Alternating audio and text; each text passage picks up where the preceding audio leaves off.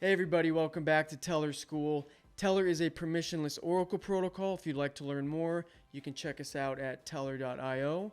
But in today's class, we're going to go over interacting with smart contracts on Etherscan.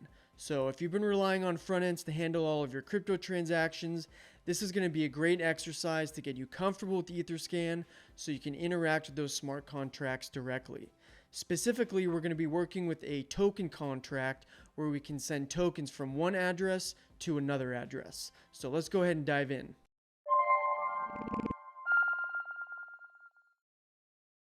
So a little primer on smart contracts. These are self-executing contracts where the terms are written into code. Then they'll automatically execute and enforce these terms once predefined conditions are met. For today's example of sending a token from one address to another, we're going to use the Tellor Tribute token smart contract.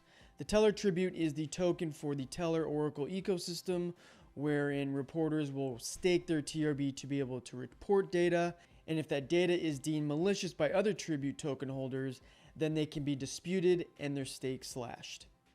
But on each smart contract, you'll see we have a tab here called Contract.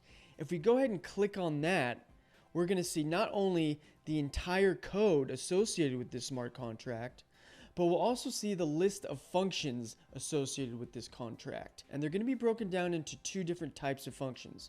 They are the read and the write. For read, these are also known as the getter functions, where you're simply getting information from the blockchain. There's no changing of state to the blockchain itself. With the write contracts, this is the list of functions that actually interact with the blockchain and change its state. And if we go down the list here, we're going to see transfer. Transfer will be how we move tokens from one address to another. We're simply going to add the to address. This is the recipient's address that we want to send to. So I'll go ahead and plug in an address here. If you remember from the last exercise, we had wallet addresses notated by the long string of characters. Similar to the address of the smart contract, this one is simply just someone's wallet address. And for this last input here, the amount, while it is the amount of tokens you want to send, you want to be very careful for the formatting that this input is requiring. So you'll see here it says uint256, which stands for unsigned integer. This just means it's a large range of numbers that can be allowed for this input. And the Tellor Tribute specifically is notated in 18 decimals. This is kind of the standard for ERC20, but you'll definitely want to check and make sure that you're sending the right format. So since it's 18 decimals, what we'll do here, if we want to send 10 tokens, we'll put in 10, and then we'll add 18 zeros. So 18 zeros is a lot to see smushed together, so I'm going to actually use this nifty little tool here, which adds the zeros for me in the exact amount that I'm looking for. The stream isn't showing the drop down here, but I'm seeing 3 selections: 10 to the 6th power, add 6 zeros, 10 to the 8th power, 8 zeros, 10 to the 18, 18 zeros. So I'll go ahead and click that. Hit add, and it adds the 18 zeros for me. This just saves me the hassle of having to type in 18 and having to recount them to make sure. So now that I have my two inputs here, before I can write, you'll see it's grayed out here, I'm going to first need to connect to Web3.